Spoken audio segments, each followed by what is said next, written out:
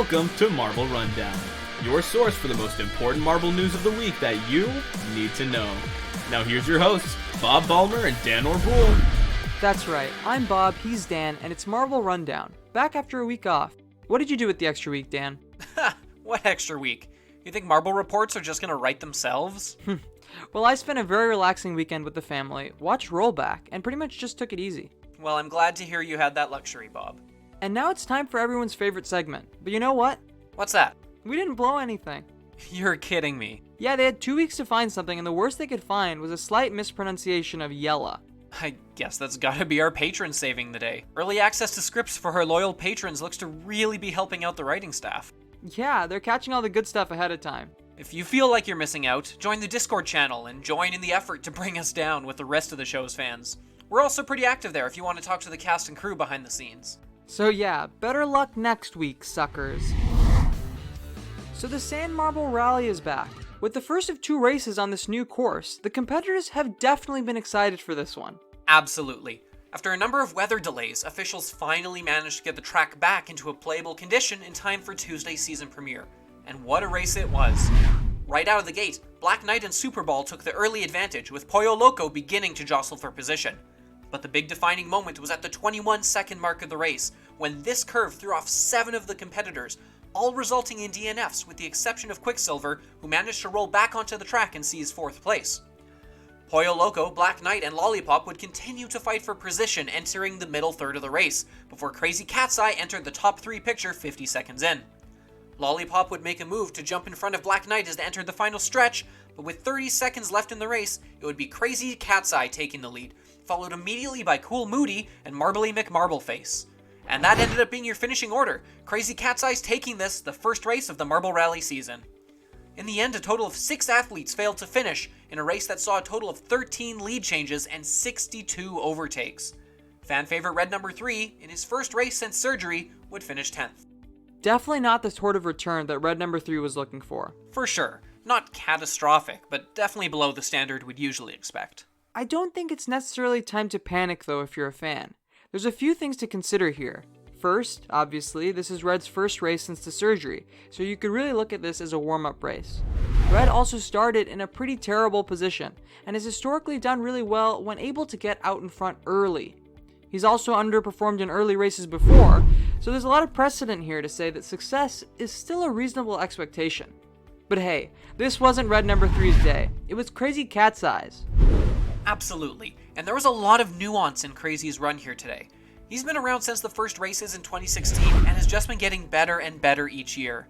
Last year resulted in an overall 4th place finish, and it definitely looks like he'll be making a push for that title this year.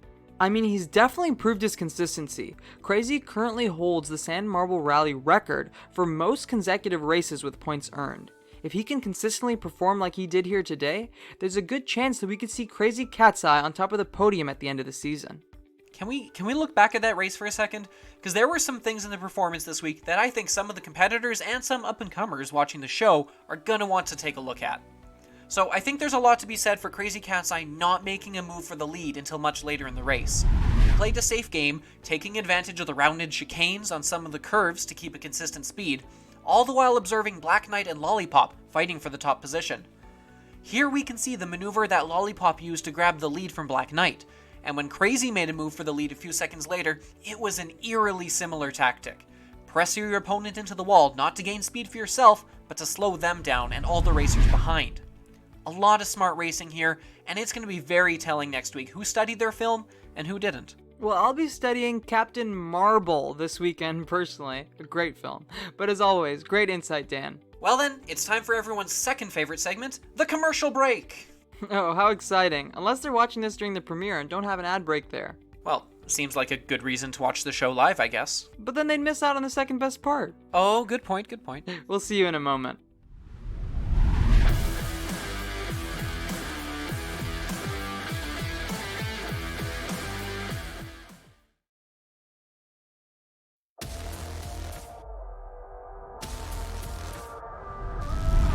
So there was a bit of a surprise announcement ahead of the first race, in that there wouldn't be an official qualification race this year.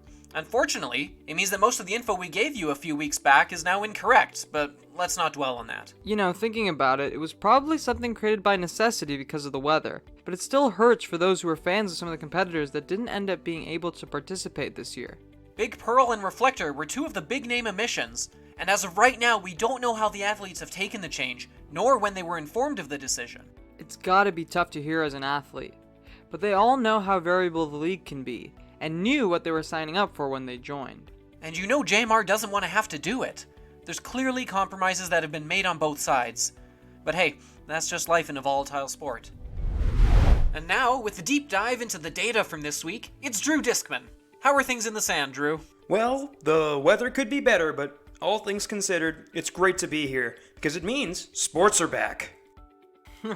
Absolutely.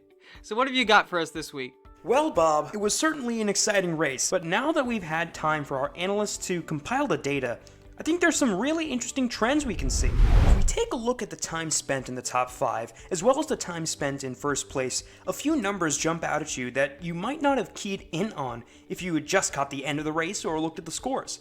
Of course, you have all the spotlight being shown on the podium finishers, but if you want to look at the overall consistency throughout the race, you're going to need to take a little bit of a closer look at the numbers. Lollipop and Black Knight spent the most time in first place, as well as the most time in the top 5. Throughout nearly the entire race, these two went back and forth for the top spot, and it was only 30 seconds left in the race that Crazy Cat's Eye finally took the lead and held it to the finish line. So there's a lot to be happy about if you're a fan of these two. For Black Knight, following a lot of sustained pressure from Lollipop, he never recovered from this nudge off the course. Lollipop held on for longer, but after having put in so much effort battling with Black Knight, wasn't able to handle the continued pressure from Crazy Cat's Eye and ultimately fell back to a 4th overall finish. So if you're a fan of these two and found yourselves disappointed with the finish, there's still a lot here to be excited about. They just need to be able to put aside their need to be in first place and focus on pacing themselves for the entire race. They've got another chance this week on the same track, so it'll be very interesting to see how these two athletes adapt. The same things we said about Crazy Cat's Eye earlier could also be said about the other podium finishers, Cool Moody and Marbly McMarbleface. Neither of these two were really in serious contention for most of the race until the final 30 seconds, and honestly, they have Crazy and Lollipop to thank for that. Since both lead charges were the result of aggressive moves designed to take out the current leader, it made it easy for these two to linger inconspicuously in the shadows and ride the risky moves of Lollipop and Crazy Cat's Eye to a podium finish. The numbers always tell an interesting story, and this event was no different.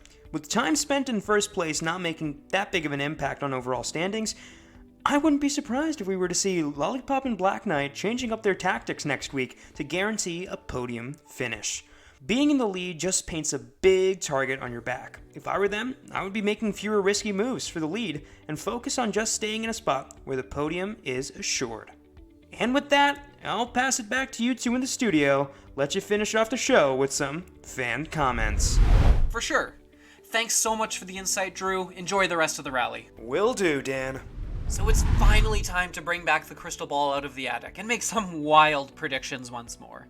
Bob, who have you got for us for the next rally race? You know what? I've got to go with red number 3. But hear me out. He had a terrible starting position this race and is going to start in a much better spot. We know he's always done well when he's been able to get out in front early. And now he's got a warm-up race under his belt. Ha! You're just trying to win over the audience with that pick, aren't you? Oh yes, I'm with you, red number 3 fans. I see right through that little ploy of yours. Hey, if you can't beat him. Well, I'll be putting my money on Dragon's Egg this week. It was a rough start this week with the DNF, but he was also starting from a terrible spot and is going to be taking the spot that gave Black Knight that huge lead out of the gate this week. He's got a consistent track record in the Marble Rally and, most importantly, isn't recovering from a life-altering surgery. Do I sense a little animosity there? From the fans.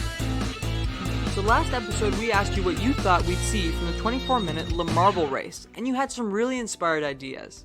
Nathan Gamble isn't sure how they would implement it, but thinks it would be really neat if they could implement a pit stop system so marbles could change over and treat it as a team race. Grosscloud Evans predicts that it would be the one who travels the greatest distance as opposed to racing to a specific finish line, and that it would work its way through a variety of different course types.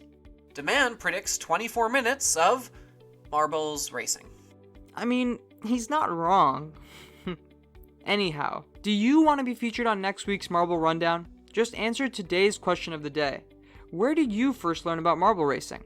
Tell us your stories in the comments, and don't forget to use that hashtag QOTD. And just like that, another show done. Man, it feels good to have events coming up again to talk about. For sure. Thanks again, everyone, for tuning in. Don't forget to ring the bell so you can be here for the premieres every Sunday. Until next time, from Dan, myself, and the rest of the crew here, thanks for joining us. This has been Marble Rundown on TMR. So long, everyone.